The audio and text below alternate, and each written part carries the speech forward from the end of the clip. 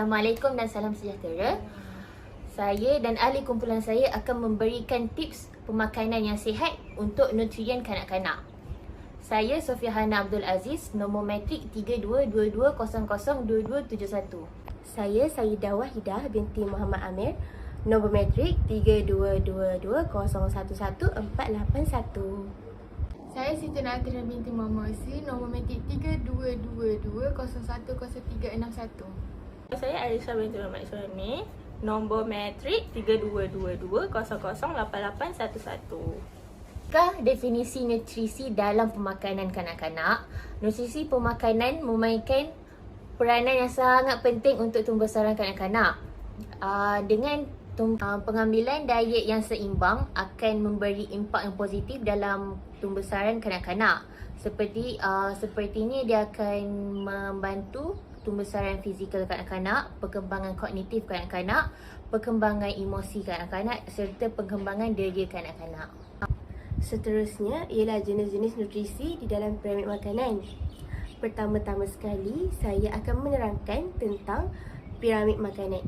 Piramid makanan adalah panduan untuk setiap manusia mengambil panduan untuk memenuhi nutrisi kehidupan seharian mereka. Antara nutrisi yang penting untuk kita ambil ialah buah-buahan dan sayur-sayuran, protein, karbohidrat dan juga lemak. Di dalam piramid makanan, buah-buahan dan sayur-sayuran merupakan di bawah sekali, iaitu yang perlu banyak diambil oleh setiap orang. Yang kedua merupakan karbohidrat, yang kedua tertinggi yang perlu diambil, dan yang ketiga protein yang setiap orang perlu ambil juga, tetapi dalam kuantiti yang sedikit. Dan terakhir sekali, lemak merupakan perkara yang terakhir di dalam piramid makanan dan di atas sekali yang setiap individu perlu ambil dalam kuantiti yang paling sedikit. Antara jenis-jenis nutrisi yang perlu diambil oleh kanak-kanak di dalam piramid makanan ialah, yang pertama sekali ialah kalsium. Kalsium ini merupakan sesuatu benda yang bagus untuk pertumbuhan dan gigi kanak-kanak, kerana kalsium yang mencukupi di dalam diri kanak-kanak dapat membantu kanak-kanak dicegah daripada penyakit osteoporosis, iaitu penyakit yang berkaitan dengan tulang ketika kanak-kanak dewasa nanti.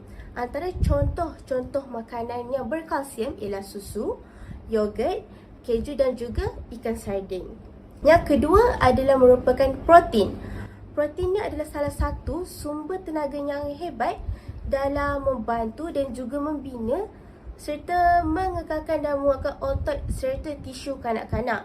Antara contoh makanan yang tinggi protein yang boleh dihidangi kepada kanak-kanak adalah daging, ikan, telur, kekacang dan juga produk tenusu seperti susu, yogurt dan sebagainya. Yang ketiga adalah merupakan makanan tinggi serat. Makanan tinggi serat ini dapat mengurangkan risiko terkena penyakit jantung, jenis-jenis barang tertentu, kegemukan dan juga sembelit kepada kanak-kanak.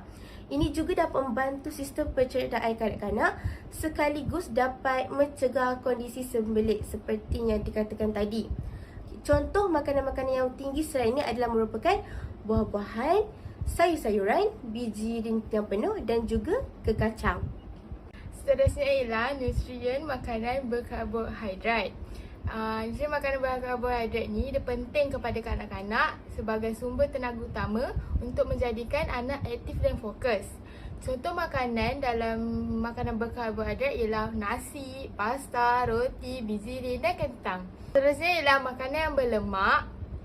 Makanan yang berlemak ni kita perlu ada untuk kanak-kanak seperti lemak yang berkhasiat yang perlu dimasukkan ke dalam diet pemakanan kanak-kanak. Ia sangat penting bagi tumbuh besaran tubuh dan otak mereka. Ia boleh diperolehi daripada sumber-sumber seperti avokado, kekacang, ikan dengan asid lemak omega 3 dan daging merah tanpa lemak jahat. Iaitu ialah zat besi. Zat besi adalah nutrien yang paling penting untuk membantu sel darah merah bagi mengangkut oksigen ke seluruh tubuh badan kanak-kanak. Jika kekurangan zat besi atau anemia boleh membantu kanak-kanak cepat berasa letih dan sesak nafas. Seterusnya ialah potasium. Potasium turut dikenali dengan nama kalium.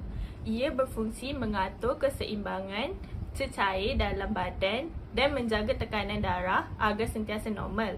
Antara makanan tinggi mineral ini ialah pisang, bayam, brokoli, halia, keledek, kentang, kacang pis dan cendawan. Seterusnya ialah vitamin A. Vitamin A berfungsi untuk meningkatkan sistem penglihatan mata dan pertahanan tubuh.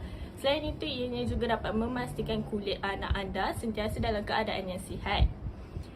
Vitamin A juga berfungsi memastikan organ jantung, ginjal, paru-paru dan paru-paru tidak terjejas. Selain itu, vitamin C penting untuk sistem imuniti serta pertubuhan gigi dan tulang yang kuat. Contoh-contoh makanan yang mengandungi banyak vitamin C adalah tomato, brokoli, bayam, lada benggala, mangga, buah sitrus seperti lemon dan orange. Yang terakhir sekali adalah vitamin D. Vitamin D ini penting untuk tulang kanak-kanak kerana vitamin D ini akan membantu untuk pembesaran tulang.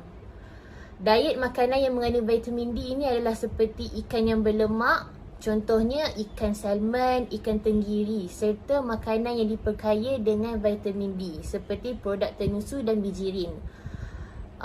Selebihnya boleh juga kalau ibu bapa nak tambah suplemen kepada dalam pemakanan kanak-kanak. Kelebihan dia dapat membantu pembesaran kanak-kanak. Selain itu dapat membekalkan zat dan nutrisi yang cukup, mengurangkan obesiti dalam kalangan kanak-kanak. Otak kanak-kanak dapat berkembang dengan sihat dan cerdas. Kanak-kanak dapat mendapat tenaga yang cukup untuk bergerak aktif. Selain itu dapat membantu ketahanan badan bagi mengelakkan jangkitan penyakit. Terusnya ialah keburukan kanak-kanak jika tidak mendapat nutrisi yang baik ialah kanak-kanak tidak mendapat nutrisi yang mencukupi. Yang kedua ialah kanak-kanak akan mendapat masalah obesiti serta berat badan yang berlebihan. Yang terakhir ialah jika kanak-kanak tidak mendapatkan nutrisi yang cukup, mereka tidak akan mencapai jumlah berat dan ketinggian yang optimum. Sekian, terima kasih.